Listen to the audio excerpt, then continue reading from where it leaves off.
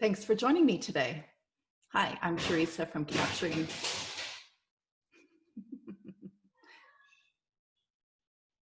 Okay, so I'm Teresa from CapturingTheCharmLife.com, and I'm here to help homeschool moms turn their homeschool challenges into their homeschool charms. I'm glad you're here. So I wanted to do a little show and tell with you right off the top. And since we're going to talk about creating routines and not schedules, I'm going to show you the very first thing that I do every morning in my typical homeschool day. It's a routine that is about what I need to set up my day. And it is find a basket, find a teapot, find a mug, United Nations, because I'm uniting people at home. And I've got a journal. I've always got some sort of inspirational reading. Right now I've got A Gracious Space by Julie Bogart, and I'm going to give a little bit more of a discussion on that book and that author because she's a really encouraging presence. And every morning I choose to do daily affirmations. I created a Homeschool Mama daily affirmation because I'm trying to set my mind in the right place before I engage my children, before I begin my homeschool day. And you do this long enough, this homeschool life, and you'll discover that that's really important. So I have a full daily affirmation page. I originally got a lot of the ideas from mythoughtcoach.com, and I recreated it in the homeschool mom perspective. And you can find that on my Facebook page today. You can just grab a copy if you sign up for my self-care strategy newsletter once a week. So that is my show and tell. My simple self-care strategy this week.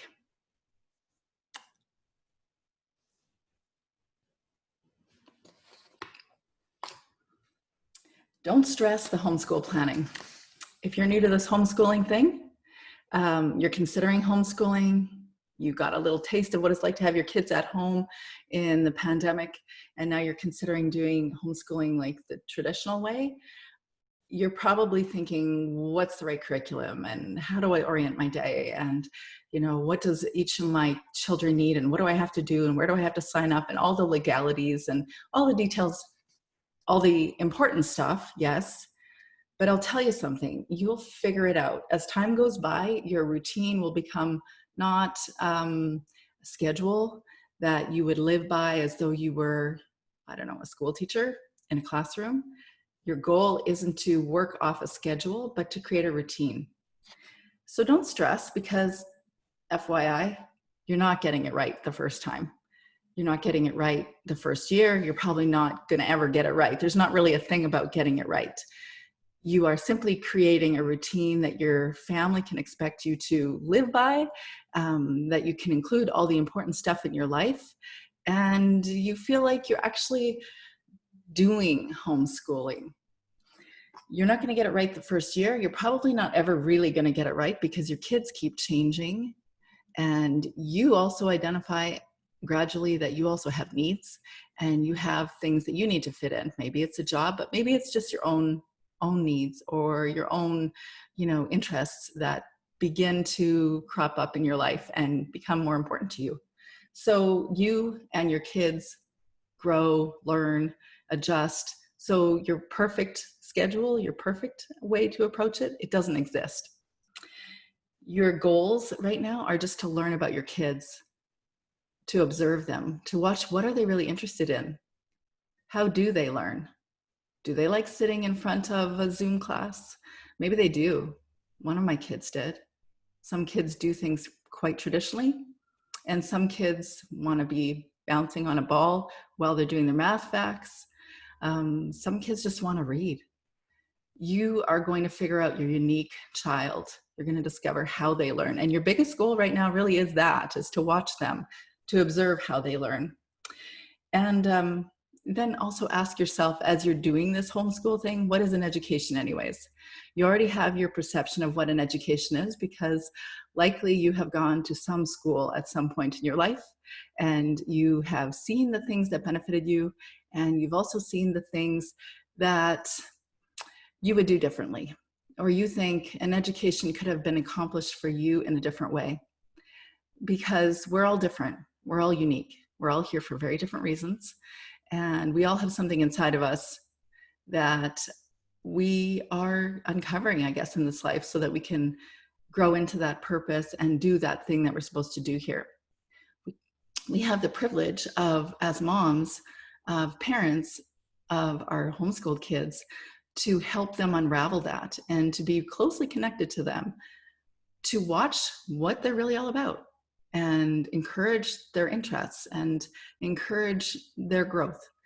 And we get to help unravel their own sense of purpose, their own sense of why they're here. So, what is an education anyways?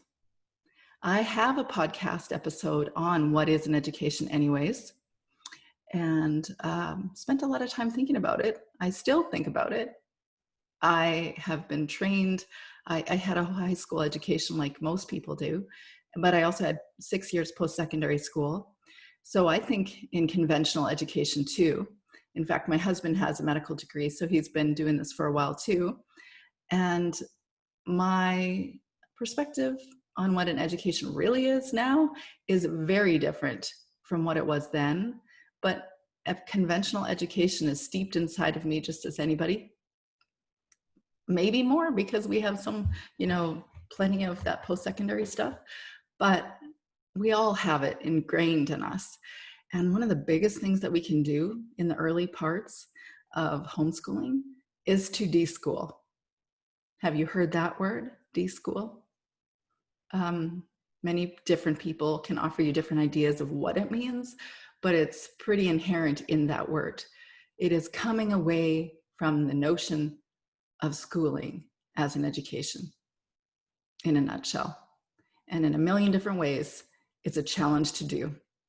But observing your child, learning about your child, considering what is an education anyways, and deciding how you can deschool or putting into practice less schooly ways of learning, gaining an education, that would be your goal right now. So for me, I just want to offer you that this is your simple self-care strategy for the week. Give yourself a break. Take a perspective shift. Think differently about an education, and you probably are going to have a more freer, engaged environment at home with your kids. But you definitely came here to learn a little bit more about creating a routine and not a schedule. So I'm definitely going to give you a bunch of different ideas how you can do that. Before I go on, I want to share this book. This is A Gracious Space, if you can read it backwards, by Julie Bogart. Julie Bogart is a homeschooling mom of 5 kids. They are all grown up. And she also owns the Brave Writer Company. She teaches writing to kids online, and she has a lot of coaches involved. She's also got a new community open and available as of, I think, 2 weeks from now, as coaching community as well. She has been an incredible resource online. You can find her on YouTube and watch all the free videos, and you can find her online. This is one book of a series of, I think, 4, because it's all based on different seasons.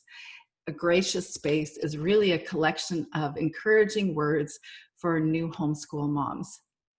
I read this like I read a devotional every morning, because she's always got something that helps to remind me why I'm doing this thing, or to put it into perspective. Of course, that's what I'm hoping to do for you. But there's so many options, so many people out there that have this desire to encourage and empower, and she has definitely been one of mine. I'll share just a little bit of what she says on day 41 of A Gracious Space Winter Edition. I'm usually pulling out this book in my morning routine, probably around 8 o'clock every morning. Where I live on the west coast of Canada, there is a lot of overcast. There is sometimes rain, sometimes snow, a lot of clouds, and it feels just kind of dreary. So pulling this book out is a super encouragement to me during that slump time.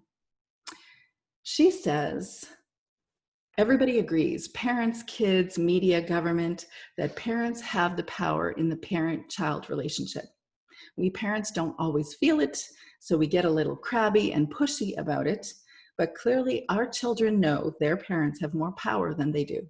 Power is a heady thing. We do stupid stuff every day just because we've got power.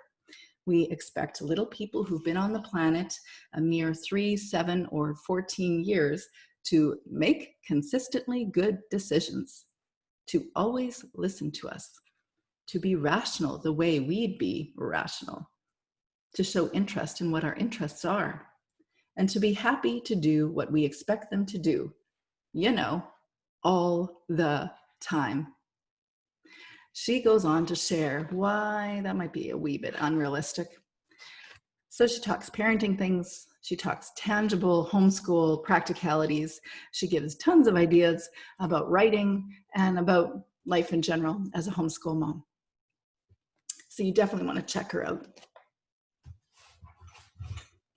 Excuse me.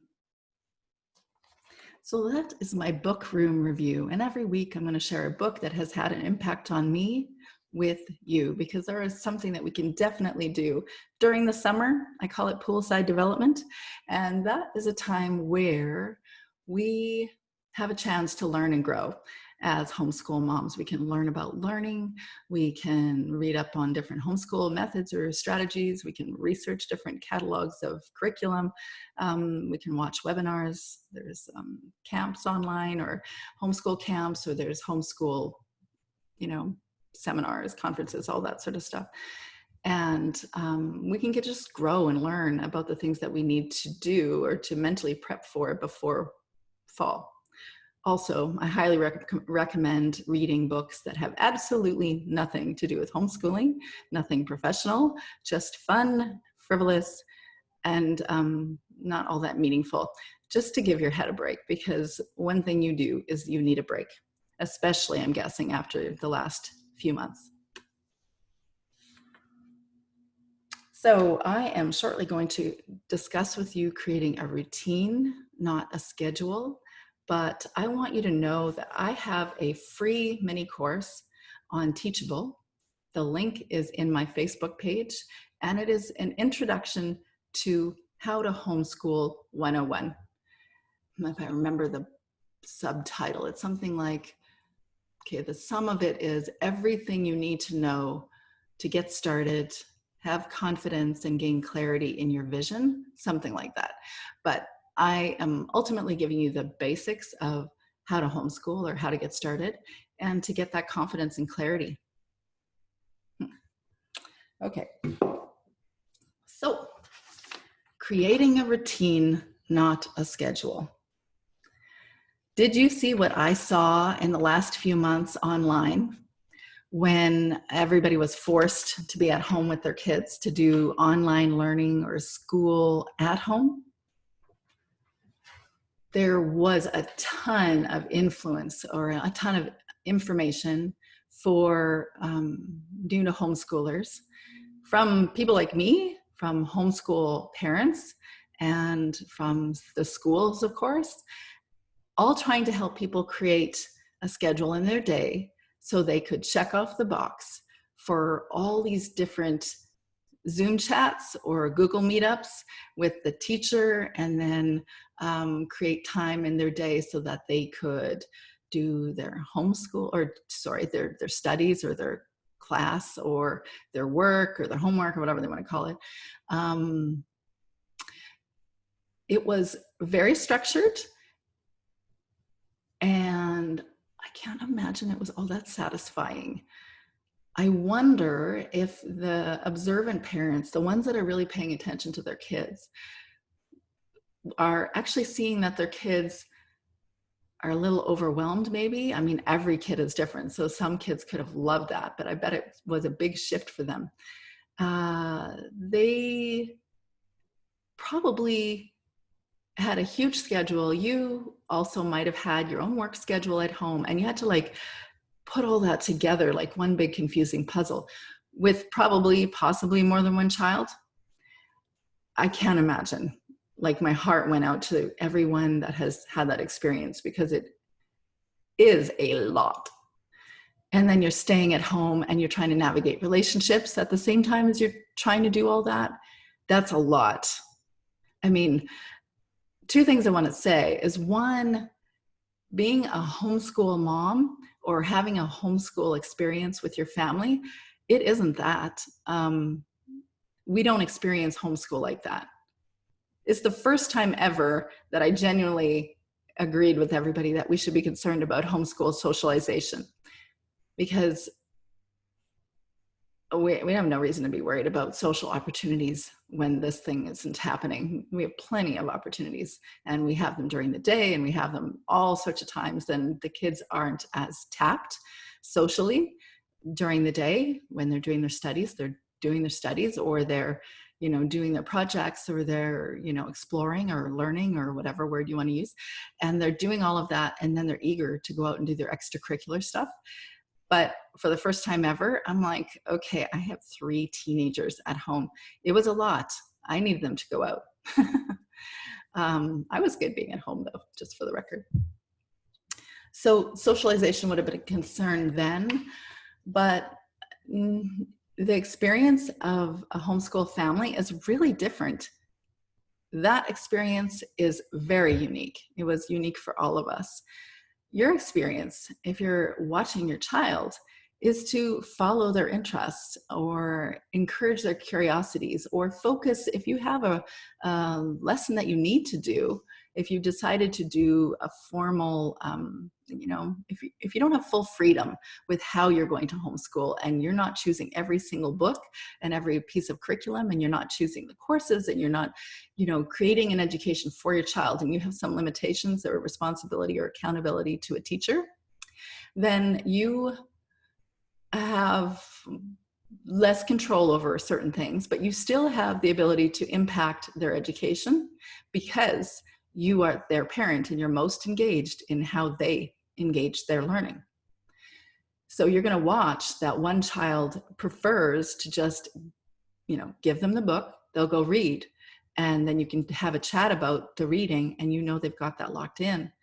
Or another child actually wants to do studies with everybody. Got a child that never wanted to do studies with anybody. She just wanted to go to her room and do her own thing.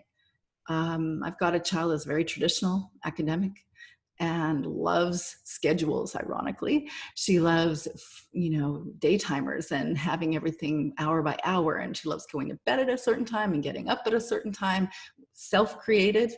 And she's very, she likes to do tests. She likes to do all the things that, in the school they want to do, but she doesn't want to be at school. She's 1 year away from graduating officially. They're all different. They all learn very differently. And I mean, they all learn very differently. You can do learning assessments. You can learn about your child, do personality profiling. You can learn about learning, which I highly recommend. But they're still unique. You can't slot them into 4 different kinds of learning or learners. You're watching, you're observing, and as you do that, and it happens naturally, you don't have to work really hard to do it. You just have to be around them, which is guaranteed if you're homeschooling. You watch them, observe them, pay attention to what works best. You see that when they're having a real challenge, your goal is to stop, to wait until they can engage, or try to figure out what it is that they're having real challenge with. You have the opportunity to do all of that, so you can really influence their education, no matter how you choose to educate them. So having said that, that's the reason why I would encourage you not to write up a schedule. You can. I've done it. Lots of people have done it. Maybe it's a rite of passage. Every person needs to do it when they bring their kids home. And so I did. I brought my kids home when my oldest was finished grade 2. And then my second daughter was going into grade 1. My third daughter was 3, and my youngest son was 8 months. I created a schedule for that level of kids, those ages. So I had my baby on my lap. My 3-year-old had her own little play basket or toddler basket, her activities during our study time. And we gathered in a circle after the bell went off, because I had the little bell. I still have it. Imagine this. Okay, children, it's 8. It's time to come. We're going to do circle time. Let's all sit together and we're going to pray and we're going to sing a song, or we're going to, recite a poem, or I don't know. Yeah, I did that. Anyways, I did all of that, and I expected, school ends at 3. Yeah, you can see where this is going. I also, by the way, started homeschooling in July because I was really motivated. I started in July because we had just moved. And so I had been planning to homeschool for 2 years previous. I've been researching. I was on this.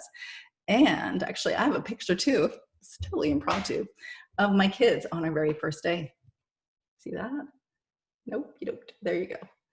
Those are my 4 kids. So cute. And summer dresses, because it was July. Yeah. So I have a post actually on my blog about the story or the seasons of our homeschooling. I actually did that this week. And I don't know how long that lasted, but that really scheduled time. Before the end of 2 weeks, I knew that this was going to be very painful. I gradually grew out of it, with great difficulty, because I'm not the kind of person that gives things up easily. And in fact, I'm very much a dog with a bone kind of person. And I decided that this was the right way to do it, so I was going to do it. But I also had a very strong firstborn child, which was really useful in this scenario. And she just kept pushing back. It was a routine experience of pushing back. And it was a really useful thing because it wasn't helping her learn. In fact, I pushed back so much that I think she learned to fog sometimes, that when I was forcing something, and we have to learn this, I have to help you read, you're 5, or you have to learn how to subtract because you're in grade 2, or, I had those ideas in my mind. We have to do this thing. It didn't help. It really didn't help. I've learned that I can't do that because it didn't work. It didn't help to educate my child. It's not because I wanted to do something radical. It's not because I wanted to do something unusual. Anyways, I got to get to creating a routine and not a schedule. That's why you don't want to create a schedule. It won't work. You will not like it. But prove me wrong. Creating a routine, not a schedule. Remember that a schedule is like a forced confinement. And when you hear 8 o'clock, you think that everybody has to do something right now. That right there will be a challenge. Every hour, if you plan something for every hour, but you take breaks and you have plans for the breaks and you have plans for the lunch, you'll burn out. Your child will definitely be exhausted, won't be fully engaged, and you'll just all be unhappy with each other. So routines, though, are guidelines. They give you an idea of how you're going to engage your day. Guidelines, I would say, for approaching our lives and our homeschools, and both of them. And so how would you really do that? What would you do to create a guideline, a routine of your life? You include the things that you want, right? And that's the same thing in your homeschool. What do you want to include in your day? I'm going to give you a list of things that you could include in your day. These are things that are valuable to me, but it's you deciding. You're building a homeschool that is unique to your children and you and your partner. That's how it works, is as a family unit, you're creating a homeschool. So you're going to carve out a morning routine, just 15 minutes. I'm going to say that a lot in the book that I've written, Homeschool Mama Self-Care. You just need 15 minutes of quiet to transition into, that mom space that you want to be before you are with your kids. And yes, I know that's really difficult with little ones. So the goal is 15 minutes. If you can do it for 2 minutes, you've done well if you've got kids under 5. So just keep moving along. It'll happen. It'll keep getting carved out, and they'll understand your boundaries gradually. So begin the day alone, 15 minutes. Your morning routine can include prayer, meditation, yoga, and some sort of inspirational reading.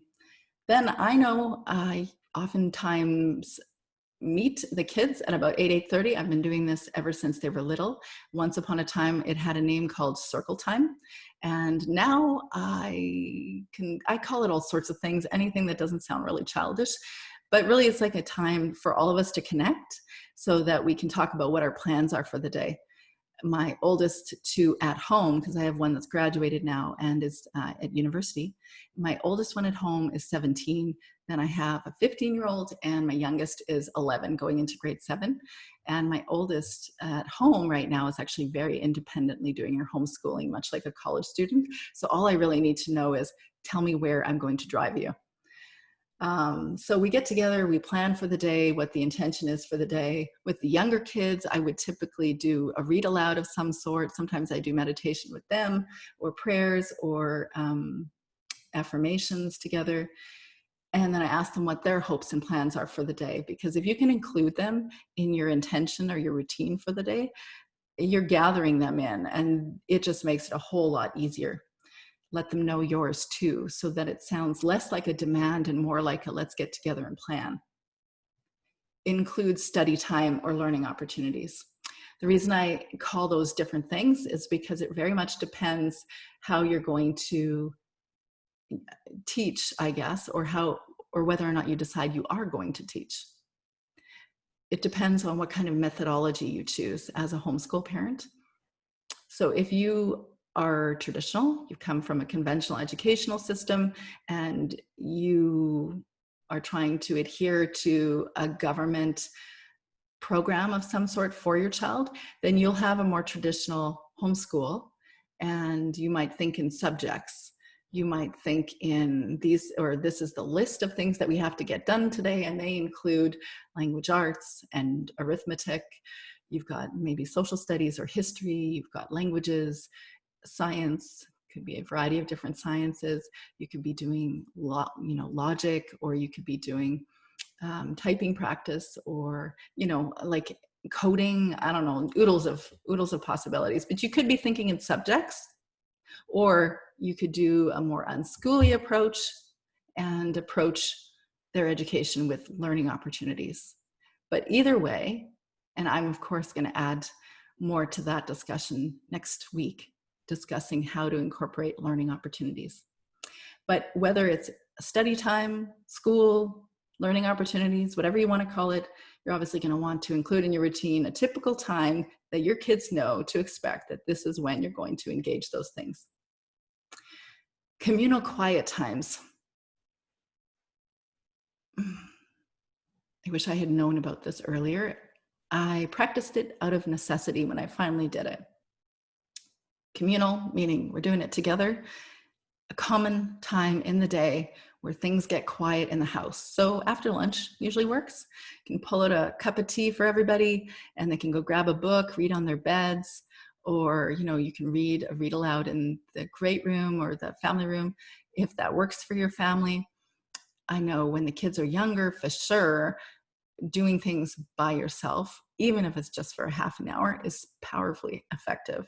And it's not just for you. Like, it's pretty obvious that it's useful for us, right? As moms, we need a break.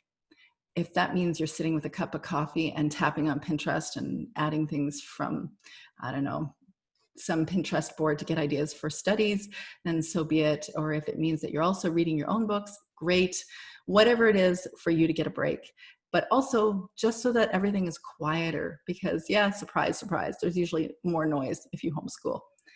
So that is a way to engage it, is to create communal quiet times. Sometimes moms talk about, I saw this yesterday on a post, sometimes moms talk about creating time together, locking themselves in a bathroom and then getting quiet time that way. And I'd say I wouldn't recommend that because of the really obvious reason. If you've been a mom long enough, you know that locking yourself in a bathroom means somebody is coming in 3 seconds. Knock, knock, knock. Mom, somebody did something to me, or I can't find my whatever. So don't lock yourself in a bathroom. It would be better for you to establish routines that they know this is when we do quiet time. Get outside. Something about getting outside that just helps bring a renewed sense of quiet, internal quiet. You can you can translate it as a gym time or a physical education time, or just, botany. You could go play in the garden, but get outside, have screen time. I'm probably not needing to say that, but I'm one of those moms that actually limits screen time because boredom is bountiful. When kids get bored, they get creative. And I'm one of those moms that I can't be persuaded. So, if you think differently than me, then that's fine. I get it. There's a lot that do. But there's something about kids, they get bored, just like eating too much candy, too much screen time is not useful for their heads. But screen time's great. It's really useful at certain times, and they love it. And we all love it. So, plan for it. Put it into your routine so that they know when it is too. Include the fun. Okay. Homeschooling doesn't have to be all challenging academics.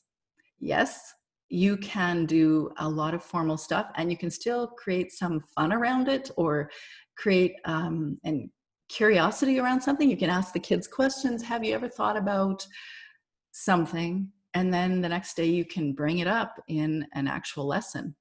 What works even better, though, is writing their questions down or engaging the questions they already have. Because, certain ages, kids are really curious. And if you're not stuffing them with tons of ideas or tons of reading or tons of, expectations, they're curious. We're learning animals. We want to know stuff. So if you keep track of their questions, or you follow up on their questions immediately, which I know is a lot, but if you can follow up on their questions regularly, you can create quite an interesting education just around the things they're curious about. But include the fun. Make sure that you're doing some fun activities just for the sake of fun. Game schooling, pin schooling, I call it, Pinterest schooling. You can do crafting, game schooling. There's oodles of games, and you can learn so many things through so many different kinds of games. Friday is our fun Friday. So I create a Jeopardy game based on the facts or the things that they've been learning over the past few months. And of course, candy is involved, so there's more motivation. And we do all sorts of different kinds of games on Friday mornings. Include household chores. Just had a chat with another homeschool podcaster this morning about creating order in your world. In my book, Homeschool Mama Self-Care, I also refer to this, a section where I talk about boundaries. And boundaries sometimes comes in the form of making sure that you're somewhat organized in your home and you're teaching your kids organization. I do not err on the side of too messy. I err on the other side. And that's not always effective either, because the expectations are pretty high. And then I'm constantly saying, okay, put away your shoes, or, and it's just an unhappy making place to focus. So there's a balance in there somewhere. But if you include shore time, you're creating a routine so that stuff gets done. And then the entire kitchen counter isn't filled with chemistry experiments and also last night's dinner and, books and etc. It's useful to create a time in the week where you actually have chore time all together. And then you know that everything got done and no social worker is going to visit in the next 6 months. And of course, you're going to create extracurricular activity time sometime in the week, assuming that we'll have that option in the fall. But, community education, there could be field trips, there can be co-ops, there can be part-time jobs for kids that could do that. Just make sure to include all the things in your day that you really want. And then you decide when you're going to generally do it. And you're going to not create a schedule around it, but you're going to have a plan mentally. Monday to Thursday, we're going to do more formal academic days. Friday is going to be a fun Friday with activities and games in the morning. In the afternoon, we're going to do household chores. And then Saturday is going to be, the time we go into town for different extracurricular activities. And Sundays are off day. whatever is important to you, just write it down and put it into general days and assume that it doesn't always get done.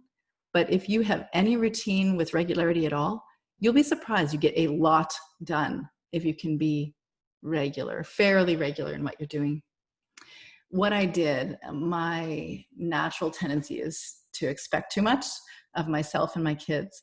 And I expect too much of, the practical activities, but also how much we engage and how long we do things.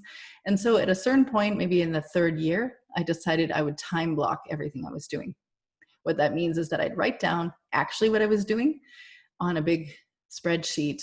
And that sounds like a crazy amount of work, but it was really useful because I realized that my expectations were wildly unrealistic and I couldn't do everything. So I'd have to decide what was the most important thing.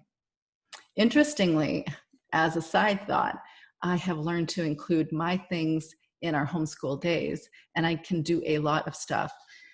But that requires me to be listening to what they need and also to be interrupted at different times.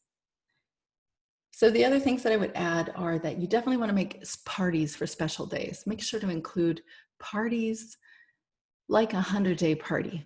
The kids can look forward every year to the 100th day. The youngest child keeps track of how many days they've been homeschooling. And on the 100th day, everything stops and you create all sorts of activities around that 100-day party. I have a list of things you could do on my blog. It's called Capturing the Charm Life. How about a not back to school picnic or a not back to school day?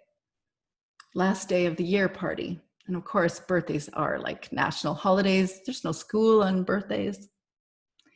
And of course, you want to teach the kids to cook.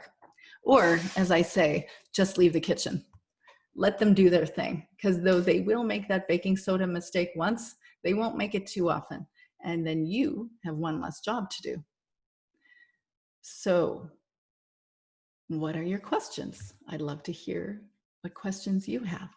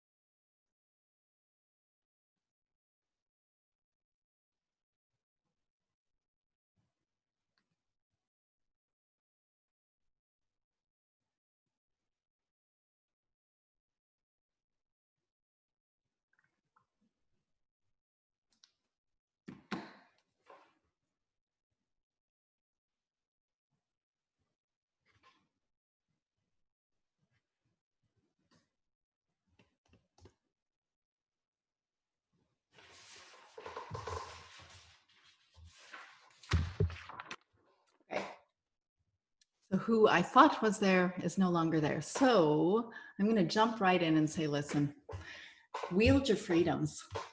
One thing homeschooling is, if you know any homeschoolers whatsoever, or if you have paid attention to anything online whatsoever, it is that homeschooling equals freedom.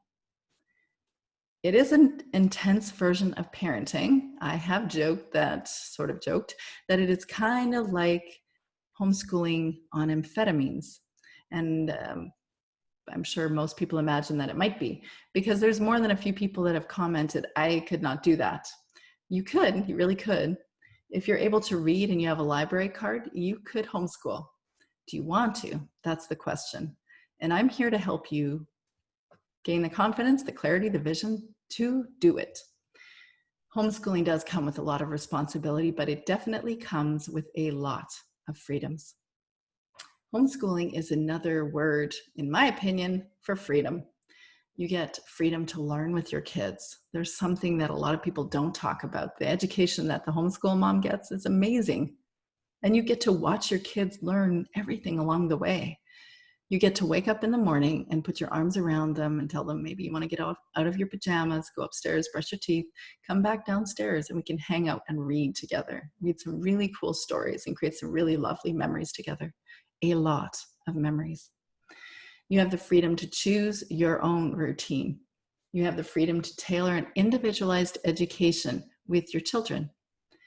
Freedom to spend time with your kids any time of the day, but specifically the times of the day where they're actually fresh and creative and engaged. You get freedom to create the community that you want.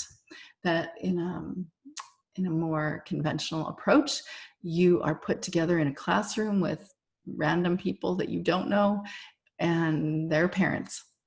And that becomes kind of a fairly significant community in your world outside of your family and other friends.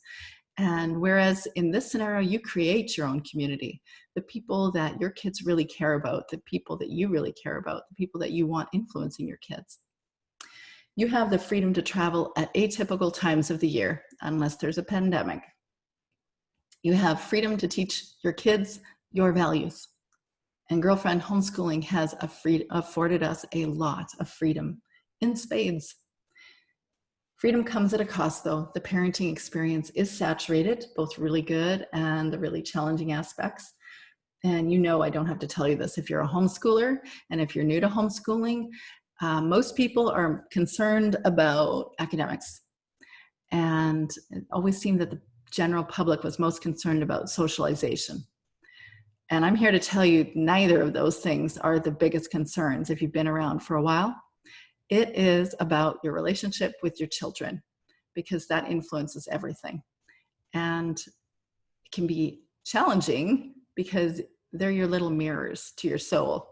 So that's the hard part of homeschooling, is learning about yourself, adjusting, growing, becoming a human that you're meant to be. But isn't that great? Because then you can, grow and learn and do the things that you were meant to be.